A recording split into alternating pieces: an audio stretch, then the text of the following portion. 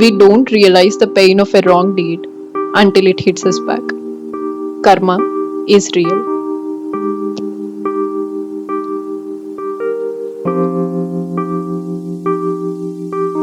Few years passed, and Kacha slowly faded off from Devyani's mind and heart. It was a new chapter of her life. She was no longer longing for love because she had already found one, and this time it was not one sided. This person always used to understand her and resonate with her, and when they were together, it's pure joy and chaos. And no, it was not her partner, but her friend, Sharmista, the daughter of King Rishaparva. These two girls were just like one soul in two different bodies, young, vibrant, fierce, and beautiful. Sharmista was just like Devyani, proud, adamant, beautiful, and full of life. They were perfect match in friendship, and everyone around admired their friendship. But the real question is, will their friendship always continue the same way? Thu thu thu. No Disti. No envy. Enough of these questions. Let's continue with the story. But before that, let me just introduce myself. Namaskaram everyone. I'm Visalakshi, a passionate storyteller and an aspiring writer. I started my storytelling journey with my favorite epic Mahabharat. I'm doing my best to bring the story to life in an engaging way. So I hope you enjoy it, immerse in Mahabharat world and learn the lessons it holds. Let's share the richness of the Indian stories to the world. One fine morning, Devyani got up early, got ready excitedly, and went to the forest pool with her young girly entourage. So nice weather, great view, friends around you. What else do you want in life? Devyani, Sharmista, and her assistants, the whole entourage is having fun. They were swimming, throwing water on each other, telling gossips to each other, and they were really having fun. So this was one of those rare, carefree moments we have in our lives. They were really having great time. Or maybe last such happiest moment in their lives together. Suddenly a strong breeze came and their clothes flew away, floated here and there and got mixed, which resulted in confusion. Yeah, of course. There were 1,000 plus women, right? So while the women were changing into their clothes, Devyani was searching for hers and found out that Sharmista was wearing them. So she went to Sharmista and said, Sharmista, you're wearing my clothes. Return them and wear yours. Sharmista, who just realized, said, Oh, fine, but you wear mine. But that didn't sit well with Devyani. We all know how egoistic she is. So she said, What? I'm Devyani, the daughter of the great Guru Shukracharya. How can I wear the clothes that you have already used? So Sharmista said, when the daughter of the king who provides even your father is wearing your clothes, why can't you wear mine? So Devyani snapped, How can you speak like that? You, your father, and this whole country is prosperous because of my father. Then Sharmista said, What? So the one who chants Shastras in my father's court and survives of our kindness now thinks he made us prosperous. What she said just broke Devyani's heart. It was direct hit to her ego. So she grew terrifyingly angry and the argument became very intense. None of them stopped until Sharmista lost her cool, patience, and even her mind. She did something very unforgivable. She ordered her assistants to throw Devyani into the dried old well nearby. So the assistants have to obey the prince's orders. So they did. Sharmista looked into the well and shouted, O Devyani, the daughter of mighty Shukracharya, the protector of this whole kingdom, now protect yourself. And after saying this, confirming that she was unconscious and thinking she was dead, they left the place.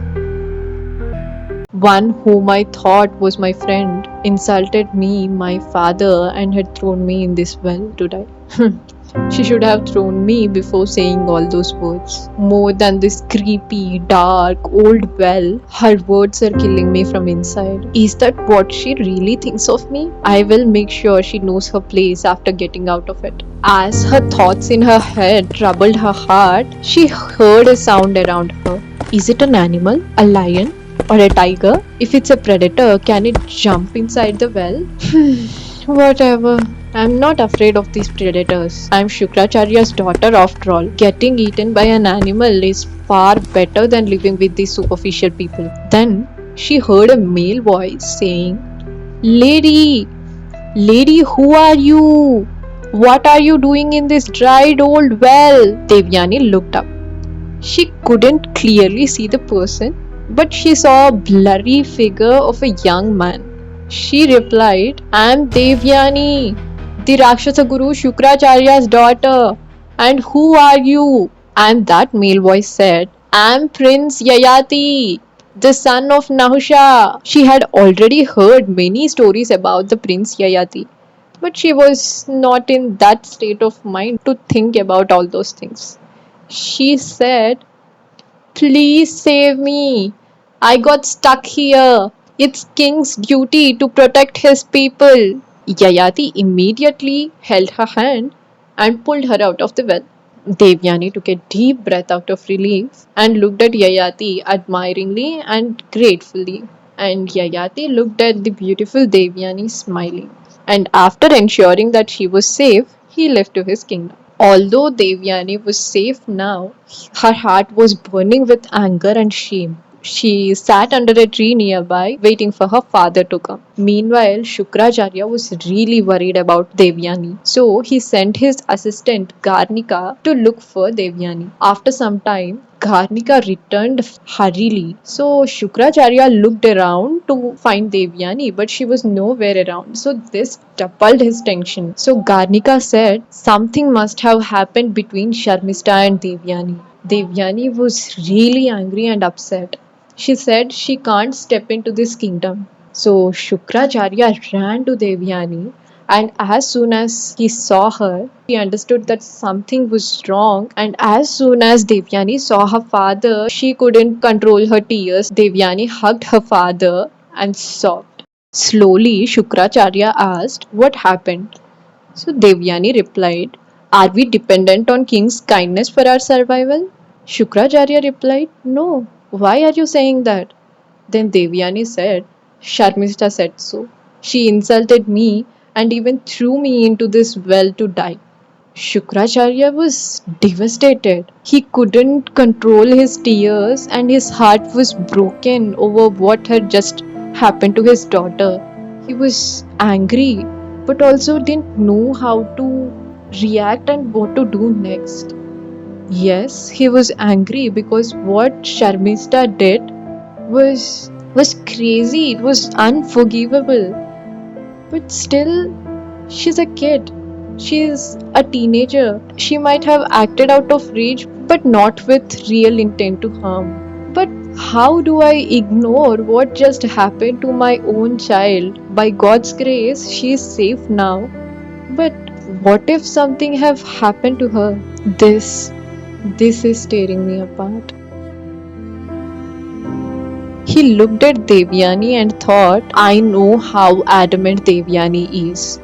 Now, I should immediately talk to her because I know how teenage heart, which is wounded by pride and anger, reacts. If I don't talk to her right now, she might do something far worse. So, yes, this is my responsibility right now. I need to talk to her, not just to calm her down, but to comfort her. I hope my words reach her heart and give her some peace. He took a deep breath, wiped his tears, held her hand, and slowly said, Amma Devyani, you know what? True strength lies in not letting harsh words break you.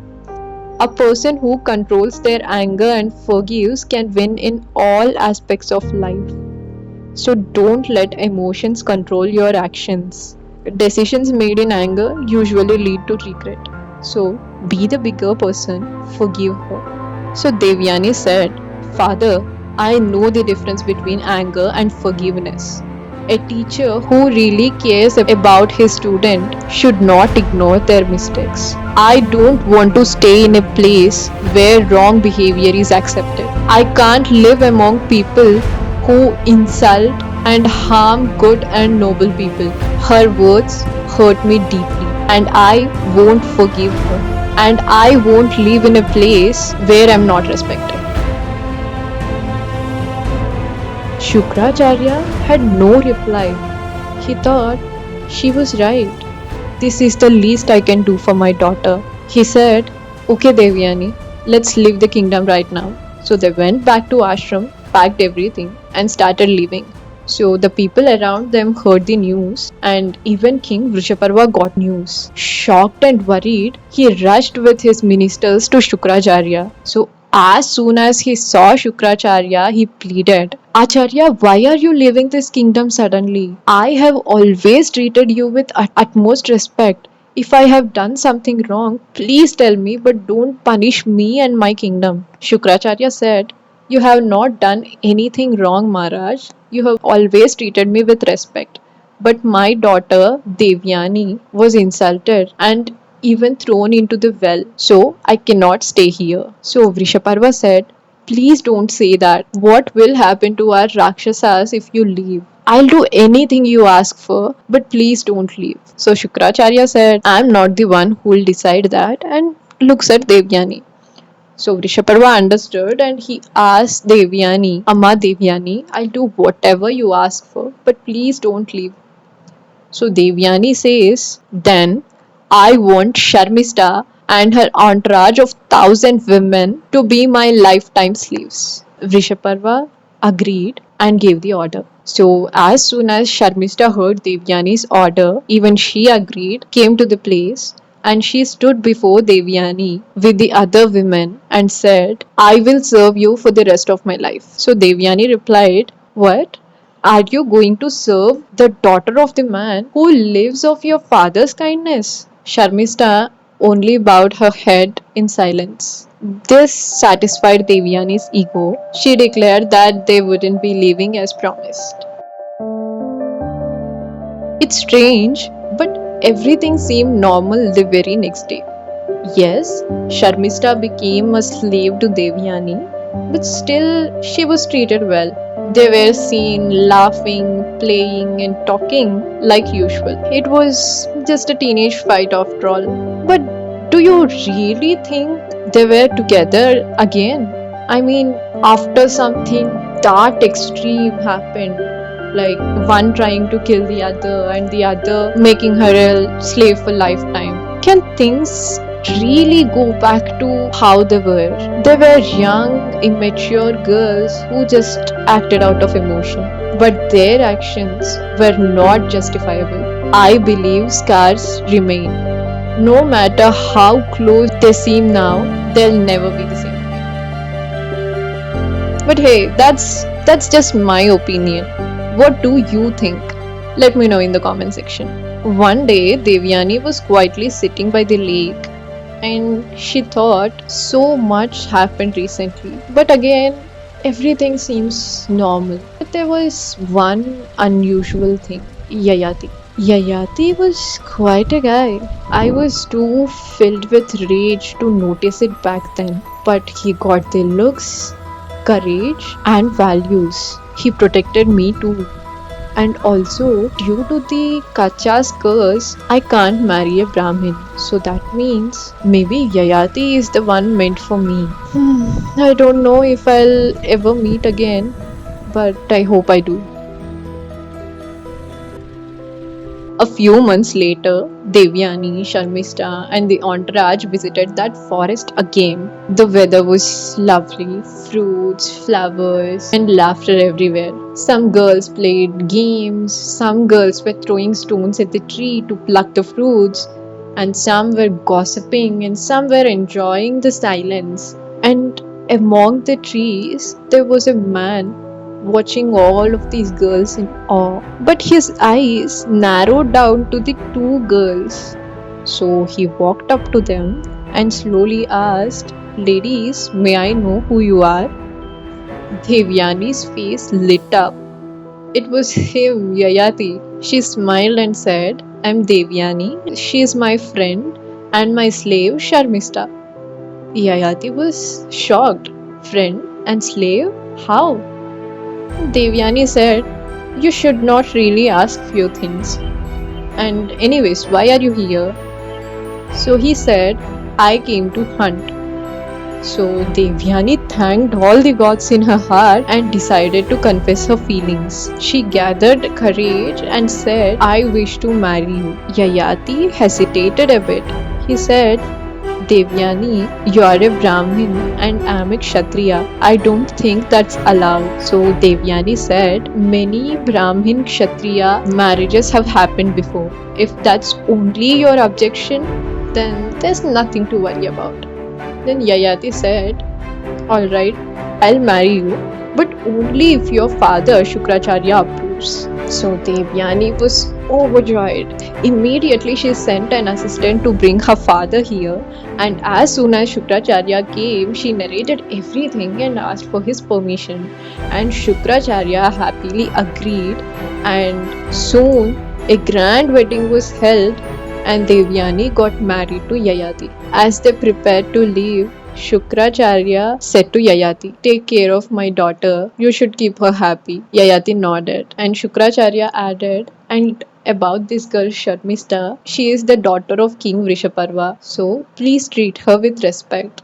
Treat her equally with Devyani except in the matters of bed. Yayati nodded and they returned to the kingdom. Sharmista and her assistants were given a place in the garden near to the palace so that her friend Devyani could visit her often.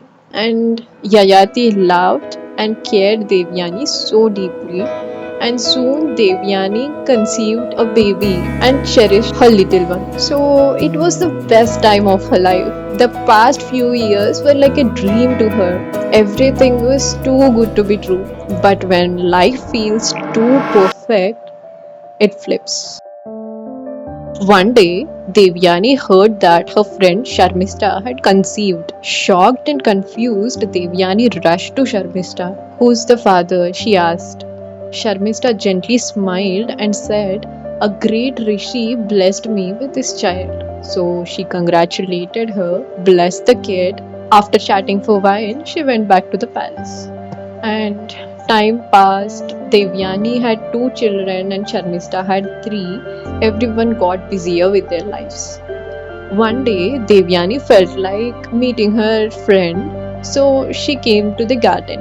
So Sharmista was playing with her kids in the garden. But surprisingly, even Yayati was there. And he started acting strange as soon as he saw Devyani. And that reaction made Devyani really uncomfortable. Devyani looked at Sharmista's kids and her heart dropped. They were looking just like Yayati. So she walked to the youngest kid and asked, who's your father? And he pointed Yayati. Devyani's world shattered in that moment. She felt like she was living in a lie. She turned to Yayati and asked, how could you do this to me? No answer. She turned to Sharmista and asked, how could you do this to me? No answer. Devastated, Devyani ran to her father crying. Yayati and Sharmista followed her. Shukracharya saw his daughter sobbing and listened everything in disbelief. His anger already reached its peak. He turned to Yayati and said, You betrayed my daughter's trust, Yayati. For that, I curse you to suffer premature old age. In an instant, Yayati's face lost its glow. His hands trembled. The youth in his body faded within moments. Sharmista stepped forward with eyes full of tears and said, it was not his fault, Acharya, it was mine. When Devyani had her first child, I was happy but also heartbroken. I too wished to be loved. I too wanted to be a mother, but I was just a slave. One day, I saw the king in the garden. I served him, spoke kindly. Impressed, he offered me a boon. So I told him that I wanted to be loved. I wanted to be his wife and I wanted to experience motherhood. I convinced him with all my heart, saying that it was not uncommon to marry more than one woman. I promised him I would never ask to be a queen or seek power. I only wished for the simple joys of being his wife and raising our children. Shukracharya remained silent, and Devyani stood frozen. Her happiness felt like it was built on someone else's suffering. She had always seen herself as the victim, but now she saw what she had done. What have I done? She whispered to herself. I took away her freedom, her childhood, and her future. Yes, once she tried to kill me, and yes, I punished her, but the punishment was too big. Just like she threw me into the well to die, I took away her life in return. How am I any better? She remembered her father's words. The one who controls their emotions is the true conqueror. If only I had forgiven Sharmista back then, we both might have lived peaceful and happy lives. Maybe this was the punishment written in my fate for the injustice I had done. We don't realize the pain of a wrong deed we have done until it returns. Karma is real. Breaking her thoughts, Yayati said, Acharya, back then I had already offered a boon to Sharmista, and once I gave my word, I cannot take it back. That is my rule. So I married her. I'm truly sorry. Please forgive me and take back the curse. I'm still not over my wife and the worldly pleasures. Shukracharya looked at Devyani. After a long silence, he said, You should live with old age for some years. Later, you may pass it on to someone who is willing and regain your youth. After living with old age for few years, Yayati decided to ask his sons if any of them would be willing to exchange their youth with him. And he also decided to pass his throne to the one who accepts. But he didn't announce this part. So first he went to his first son Yaduvu and asked about it. So Yaduvu rejected and he also insulted. So Yayate became furious and he cursed him, saying, You and your lineage will never be eligible to rule a kingdom. And the descendants of Yaduvu are known as Yadavas or the Yadava Vansh. So that's why, although Krishna, Balrama were in powerful and influential roles, they never became kings. Next, Yayati asked his second son Turvasu. Even he rejected and insulted. So Yayati cursed him, saying, Your descendants will only rule over the barbarians. Then came Druhyu. Even he said no. But he added, Old people cannot enjoy luxuries. They can't hunt lions, they can't ride horses, or live like kings. What's the point?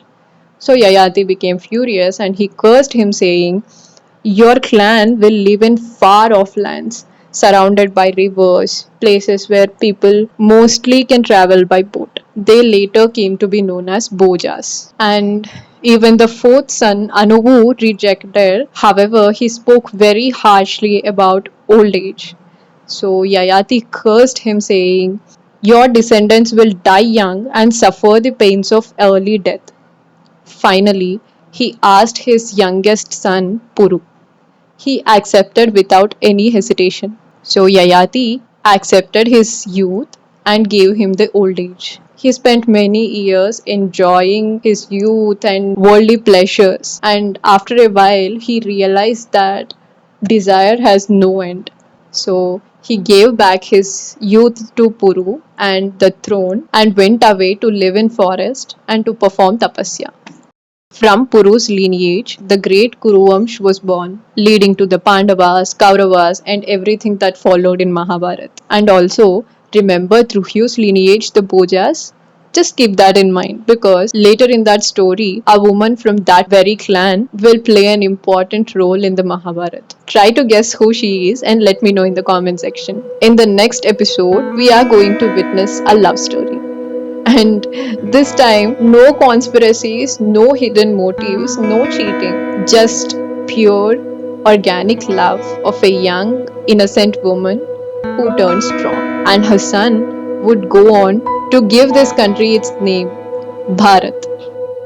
So, how's the episode? Which part of the story you like the most?